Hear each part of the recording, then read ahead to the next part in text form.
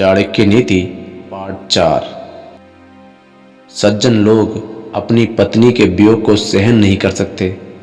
यदि उनके अपने भाई बंधु उनका अपमान तथा निरादर करते हैं तो वो उसे भी भुला नहीं सकते।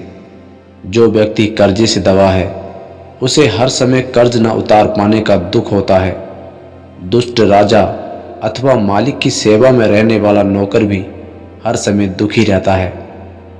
निर्धनता तो एक ऐसा अभिशाप है जिसे मनुष्य सोते और उठते बैठते कभी नहीं भुला पाता। उसे अपने स्वजनों और समाज में बार बार अपमानित होना पड़ता है। अपमान का कष्ट मृत्यु के समान है। ये सब ऐसी बातें हैं जिनसे बिना आग के ही व्यक्ति अंदर ही अंदर जलता रहता है। जीते जी चिता का अनुभव करने की स्थिति है ये। जो वृक्ष बिल्कुल नदी के किनारे पैदा होते हैं, जो स्त्री दूसरों के घर में रहती है और जिस राजा के मंत्री अच्छे नहीं होते वे जल्दी ही नष्ट हो जाते हैं, इसमें कोई शक नहीं है। नदी के किनारे वृक्षों का जीवन कितने दिन का हो सकता है ये कोई नहीं कह सकता, क्योंकि बाढ़ तथा तूफान के समय नदियाँ अपने किनारे के पेड़ों को ही क्या, अपने आसपास की फसलों और बस्तियों को भी उजाड़ देती हैं। इसी प्रकार दूसरे घरों में रहने वाली स्त्री कब तक अपने आप को बचा सकती है। जिस राजा के पास अच्छी सलाह देने वाले मंत्री नहीं होते वो कब तक अपने राज्य की रक्षा कर सकता है। अर्थात ये सब निश्चय पूर्वक जल्दी ही नष्ट हो जाते हैं। चाणक्य जी कहते हैं, ब्राह्मणों का बल विद्या है, राजाओं का बल उनकी सेना, व्यापारियों का बल उनका धन है और शूद्रों का बल दूसरों की सेवा करना। ब्राह्मणों का कर्तव्य है कि विद्या ग्रहण करें। राजाओं का कर्तव्य है कि सैनिकों द्वारा वे अपने बल को बढ़ाते रहें। वेश्यों को चाहिए कि वे पशुपालन और व्यापार द्वारा धन बढ़ाएं।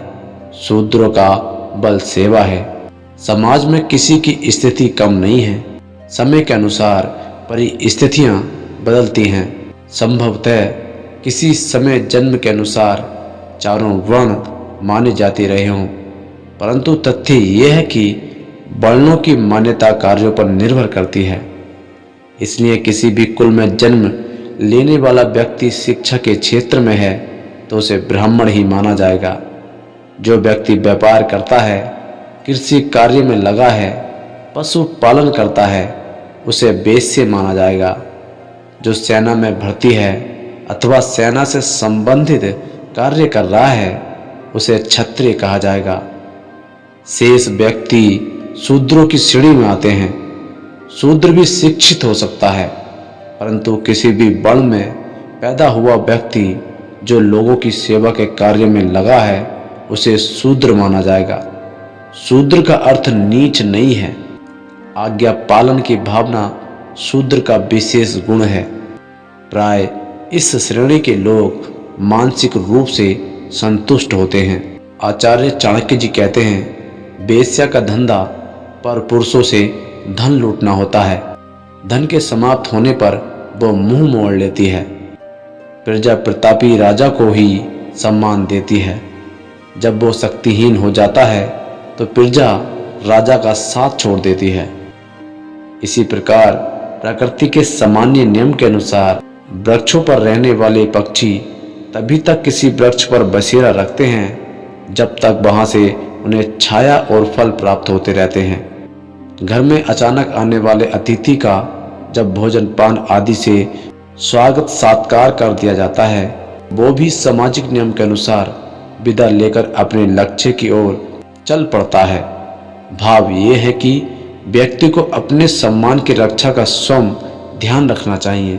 उसे अपेक्षा करते समय संबंधों के स्वरूप को सही प्रकार से समझना चाहिए। किसी स्थान, व्यक्ति या वस्तु से आवश्यकता से अधिक लगाव नहीं रखना चाहिए। ब्राह्मण दक्षिणा प्राप्त करने के बाद यजमान का घर छोड़ देते हैं।